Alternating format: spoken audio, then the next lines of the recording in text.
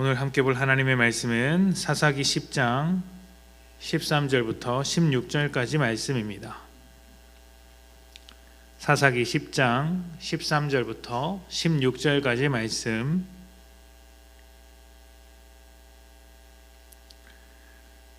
사사기 10장 13절부터 16절 제가 봉독합니다. 너희가 나를 버리고 다른 신들을 섬기니 그러므로 내가 다시는 너희를 구원하지 아니하리라. 가서 너희가 택한 신들에게 부르짖어 너희의 환난 때에 그들이 너희를 구원하게 하라 하신지라. 이스라엘 자손이 여호와께 여쭈되 우리가 범죄하였사오니 주께서 보시기에 좋은 대로 우리에게 행하시려니와 오직 주께 구하옵나니 오늘 우리를 건져내옵소서 하고 자기 가운데에서 이방 신들을 제하여 버리고 여호와를 섬김에 여호와께서 이스라엘의 곤고로 말미암아 마음에 근심하시니라. 아멘.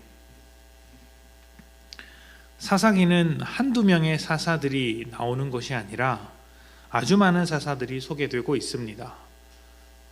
인정받는 사사들이 12명이고요. 아비멜렉과 같은 사람들까지 포함하면 또 사무엘상에 나와 있는 사사들을 포함한다면 14명, 16명까지도 말할 수 있겠습니다. 왜 이렇게 많은 사사들이 등장했는지 생각해 볼 필요가 있는데요. 사사들은 이스라엘의 고통, 이스라엘이 죄를 지었을 때 고통당할 때마다 등장했던 사람들이고 하나님의 구원을 선포했던 사람들입니다. 다시 말씀드리자면 이스라엘 백성이 고통당하지 않았다면 등장할 필요가 없었던 사람이죠. 자, 그렇다면 이스라엘이 고통당한 이유는 어디에 있을까요? 우상을 섬겼기 때문이겠죠. 우상을 섬겼고 하나님을 버렸기 때문입니다. 그래서 끊임없는 사사의 등장은 끊임없는 이스라엘의 죄와 또 우상 숭배와 함께하고 있는 것입니다. 오늘 읽은 말씀도 이스라엘이 고통당했다는 말로 시작하는데 그들이 얼마나 많은 우상을 섬기고 있었는지를 보여주고 있습니다. 그것을 이제 6절에 잘 소개되고 있는데요. 우리가 읽진 않았지만 간단하게 살펴보면 그 당시에 이스라엘이 이런 신들을 섬기고 있었다라고 이야기를 하고 있습니다. 바알을 섬겼고요. 아스다롯과 아름의 신들과 시돈의 신들과 모압의 신들과 암몬의 자손들의 신들과 블레셋 사람의 신들을 섬겼다, 이렇게 이야기를 합니다. 그리고 덧붙여서 하나님을 버렸다, 이렇게 소개를 하고 있습니다. 아비멜렉 이후로 점점 더 심해지는 이스라엘의 상태를 볼 수 있는 것이죠. 앞에서 우리는 아비멜렉의 죄, 그의 믿음 없음을 보았다면 지금은 이스라엘 전체, 백성 전체의 믿음 없음과 그들의 죄를 함께 보게 되는 것입니다. 그러니까 이스라엘 백성 중에서 지도자나 백성이나 누가 더 잘하고 못났냐, 이것을 따질 그런 내용이 없는 것이죠. 누구나 다 죄인이고 누구나 다 하나님의 뜻대로 살지 못하고 있음을 보게 되는 것입니다. 이스라엘이 주변 국가의 신들을 섬겼으나 오히려 그 국가로부터 공격을 당합니다. 우상에게 기대는 인생이었으나 오히려 우상으로부터 괴롭힘을 당하고 있더라는 것이죠. 참 우스운 꼴인데요. 하나님을 버린 대가가 바로 이런 것입니다. 하나님을 떠나면 더 복된 인생이 될 것 같이 말들은 하지만 사실은 하나님의 빈자리를 채울 수 없는 것이죠. 그러한 인생들이 힘들어질 것은 당연한 이야기입니다. 세상이 고통 가운데 있는 것도 다 이유가 있는 법이죠. 고통으로 이스라엘이 소리칩니다. 그러자 하나님께서 14절에 이렇게 이야기를 합니다. 너희가 택한 신들이 있지 않느냐? 그 신들에게 가서 부르짖어라. 너희가 선택한 신들이 있지 않느냐? 나를 버렸지 않느냐? 그러니까 그 신들에게 가서 구원해 달라고 소리쳐보라. 하나님께서 왜 이렇게 이야기하셨을까요? 심통나셔서 그럴까요? 당연히 아닙니다. 그동안 하나님은 이스라엘이 부르짖을 때마다 구원해 주셨습니다. 사사들을 통해 구원하셨지만 사사들이 구원한 것은 아니었죠. 하나님께서 구원하셨습니다.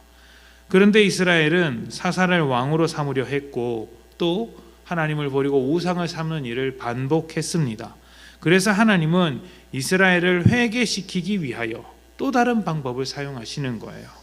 그들의 부르짖음을 듣지 않는 척 하셨던 것입니다. 너희가 그렇게 섬기는 우상을 찾아가서 도와달라고 해봐라.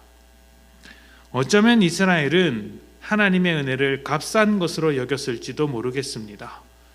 구하기만 하면 구해 주시고 원하기만 하면 응답을 해 주시니 또 고통을 당할 때면 사사를 보내 주시니 그 은혜의 소중함을 몰랐던 것이죠. 이 상황, 이러한 일들이 계속 반복되니까 하나님은 그들의 목소리를 거절하심으로 하나님의 메시지를 전달하십니다. 그래서 어떻게 되었습니까? 드디어 이스라엘이 약간 변하게 됩니다.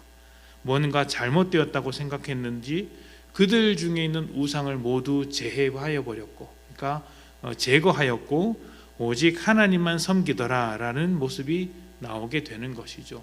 오직 하나님만 섬겼다라는 이 표현이 성경에서 굉장히 이제 흔하게 볼 수 있는 표현은 아닙니다. 아주 희귀한 놀라운 장면이죠. 이스라엘 백성이 드디어 이렇게 하나님만 섬기기 시작한 것입니다.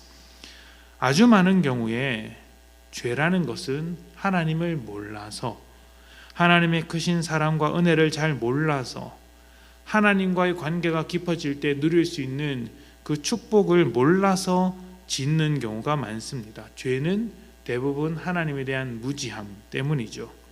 아마 대부분의 믿지 않는 사람들이 그렇게 죄를 짓고, 또 믿더라도 믿음이 약한 자들도 하나님의 은혜 가운데 거하는 삶의 그 복됨을 모르기 때문에 하나님을 떠난 삶을 살고 있을 것입니다. 그런데요, 알면서도 죄를 짓는 사람들이 꽤 많습니다. 은혜를 경험하고 나서도 여전히 하나님을 떠나 다른 것을 선택하는 경우가 많습니다. 누가 그렇게 합니까? 어쩌면 우리 모두가 그렇게 할 수가 있는 것이죠. 은혜 안에 머물고 십자가를 경험했으면서도 자꾸 하나님을 떠나고 다른 것을 내 중심에 두는 죄를 반복하게 되면 하나님은 때때로 그 은혜를 멈추시고 먼저 깨닫고 회개하시기를 기다릴 수도 있으시다는 것입니다. 반찬 투정하는 아이에게 때로는 밥을 주지 않으므로 한 끼 식사의 소중함을 깨닫게 하듯이 하나님도 그 관계를 잠시 멈춤으로 우리를 교육하시는 것이죠. 우리는 그리스도인이지만 하나님 앞에 부끄러울 때가 참 많이 있죠. 하나님 앞에 죄를 짓는다라는 말을 할 때가 많습니다. 그런데 그것을 한번 생각해 보십시오. 정말 우리가 몰라서 죄를 짓는가? 아니면 은혜 안에 있으면서도 무엇을 해야 할지 알면서도 죄 가운데 살려고 하는가? 세상 사람들과 똑같이 살려고 하는 것은 아닌가? 하나님과 함께하는 것이 손해보는 것이라고 생각해서 하나님과 멀어지는 것을 소극적이든 적극적이든 선택하고 있는 것은 아닌가? 우리는 방향을 잘 잡아야 합니다. 완벽할 수는 없지만 선하신 하나님, 그 은혜의 방향으로 나아가야 합니다. 우리 안에 여전히 자리 잡은 우상과 죄를 씻고 거룩한 마음으로 하나님과 함께 살도록 노력해야 합니다. 가정에서부터 그렇게 노력해야 하고요. 또 직장과 교회 가운데서도 그렇게 노력해야 하고요. 모든 삶에서 하나님께서 요구하시는 바대로 살 수 있도록 애를 써야 하는 것이죠. 그렇게 될 때 하나님께서 또다시 우리와의 관계를 지속시켜 나가실 것입니다. 관계가 끊어지거나 사라지는 것은 아니지만 은혜가 없는 것처럼, 축복이 없는 것처럼 느껴진다면 먼저 자신을 돌아보고 그 속에 우상이 자리 잡고 있는지를 살펴볼 수 있어야 한다는 것이죠. 왜냐하면 하나님은 때로는 잠시 멈추기도 하시는 분이기 때문입니다. 하나님을 날마다 더 알아가며 죄가 더 이상 반복되지 않도록 거룩하게 성장하시기를 부탁드립니다. 그리고 성장하는 만큼 하나님의 뜻대로 더욱 애를 쓰시는 여러분들이 되시기를 축복합니다. 함께 기도합시다.